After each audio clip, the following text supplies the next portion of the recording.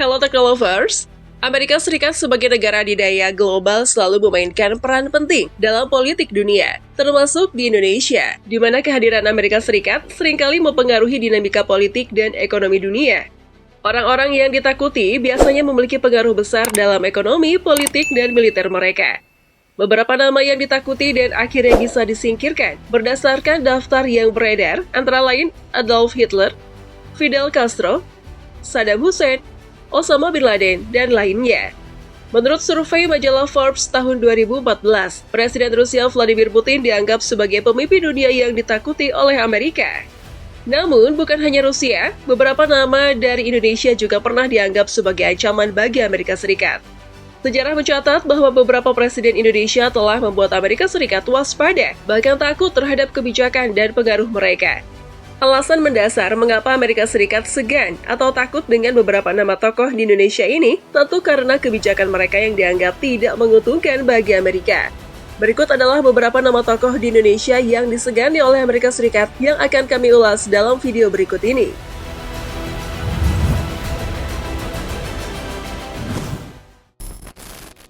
Joko Widodo. Presiden Joko Widodo atau Jokowi adalah sosoknya yang menimbulkan ketakutan Amerika Serikat. Meskipun terlihat ramah dan sederhana, Jokowi berhasil membuat Amerika Serikat cemas karena kebijakan luar negerinya yang lebih condong ke blok timur. Jokowi menjalin kerjasama ekonomi dan diplomasi pertahanan dengan negara-negara blok timur yang mengganggu dominasi Amerika Serikat di wilayah tersebut. Hal ini membuat Amerika Serikat geram karena blok timur merupakan kekuatan yang selama ini selalu menyaingi pengaruh barat di dunia. Dengan lebih condongnya sikap politik Presiden Jokowi ke blok timur, hal ini akan menyulitkan Amerika Serikat untuk menyebarkan hegemoni pengaruhnya di Indonesia. Selain itu, program hilirisasi industri yang digagas oleh Jokowi juga membuat Amerika Serikat menjadi khawatir terhadap Indonesia. Sebelumnya, Indonesia hanya menjadi pemasok bahan mentah, namun kini berusaha untuk mengolahnya menjadi barang jadi. Sebagai contoh, Indonesia sebelumnya mengimpor nikel ke Korea Selatan sebagai bahan baku pembuatan baterai. Namun saat ini Indonesia optimis akan menggunakan nikelnya untuk diolah menjadi barang jadi, yaitu baterai yang kemudian diekspor ke pasar dunia. Langkah ini tentu saja mengancam kepentingan ekonomi Amerika Serikat dan negara-negara barat lainnya, karena mereka biasanya menguasai pasar barang jadi dan bergantung pada suplai bahan mentah dari negara-negara seperti Indonesia. Prabowo Subianto. Tidak hanya itu, ketakutan terhadap kepemimpinan Indonesia juga mencakup Prabowo Subianto. Prabowo, selain sebagai seorang jenderal yang paham geopolitik, juga merupakan seorang pengusaha sukses dengan koneksi internasional yang luas. Bahkan, Amerika Serikat pernah melarang Prabowo masuk ke negaranya selama 20 tahun. Namun Prabowo Subianto ditakuti oleh Amerika Serikat karena ia secara tegas menyatakan bahwa jika berhasil duduk menjadi Presiden Republik Indonesia, maka Indonesia tidak akan berkompromi dengan asing jika hal ini merugikan kedaulatan dan kekayaan bangsa. Penentangannya terhadap ekonomi liberal kapitalis secara terang-terangan dan keinginannya untuk mengamankan kekayaan Indonesia membuat Amerika Serikat menjadi was-was dan sangat ketakutan terhadap potensi kepemimpinan Prabowo. Menurut pakar politik Indonesia dari Northwestern University, Jeffrey Winters, potensi kemenangan calon Prabowo Subianto menunjukkan sensitivitas bagi pemerintahan Amerika. Sensitivitas ini muncul karena hubungan yang sangat erat antara militer Amerika Serikat dan militer Indonesia di masa pelanggaran HAM oleh militer Indonesia. Meskipun Prabowo gagal dalam Pilpres 2014, namun dia masih menjadi pusat perhatian Amerika Serikat di Indonesia. Jika Prabowo menjadi presiden, Amerika Serikat khawatir bahwa Indonesia akan merebut mitra bisnis mereka, terutama dengan Gibran Rakabuming Raka sebagai wakilnya, putra sulung Jokowi yang juga dikenal karena program hilirisasi industri.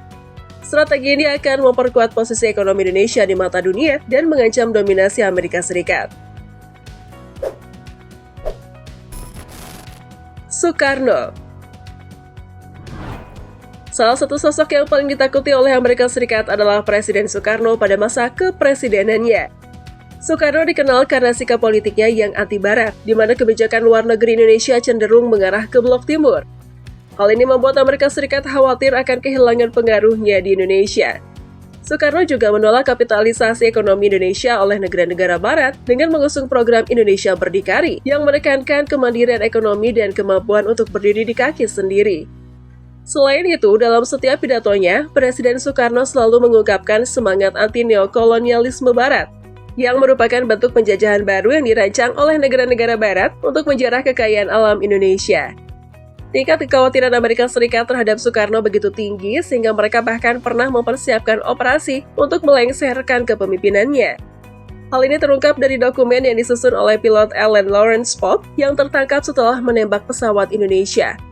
Dalam dokumen tersebut terkuak bahwa Alan Pope terlibat dalam Operasi C, yaitu menyusup ke dalam gerakan pemberontakan di Indonesia untuk menggulingkan Soekarno. Namun, akhirnya keberanian Soekarno untuk menentang hegemoni Barat berujung pada upaya penggulingannya. Amerika Serikat menggunakan propaganda untuk melengsarkan Soekarno dengan menuduhnya terlibat dalam gerakan 30 September PKI yang akhirnya menyebabkan berakhirnya masa kepemimpinannya. Ketiganya, yaitu Soekarno, Jokowi, dan Prabowo, merupakan sosok-sosok yang menunjukkan keberanian untuk mengambil langkah yang tidak selalu sejalan dengan kepentingan Amerika Serikat. Kebijakan politik dan ekonomi mereka telah menjadi bagian dari dinamika global yang memperkuat posisi Indonesia di panggung dunia. Bagaimana menurut pendapatmu? Apakah langkah-langkah yang diambil oleh Indonesia seperti program hilirisasi industri, kerjasama dengan negara-negara Blok Timur, serta keberanian untuk mengambil langkah yang tidak selalu sejalan dengan kepentingan Amerika Serikat dapat membawa Indonesia menuju kedaulatan ekonomi dan politik yang lebih kokoh? Dengan memperkuat posisi ekonomi Indonesia di mata dunia dan mengancam dominasi Amerika Serikat, Indonesia dapat memperoleh kemandirian yang lebih besar dalam mengelola sumber daya alamnya dan menentukan kebijakan politiknya sendiri.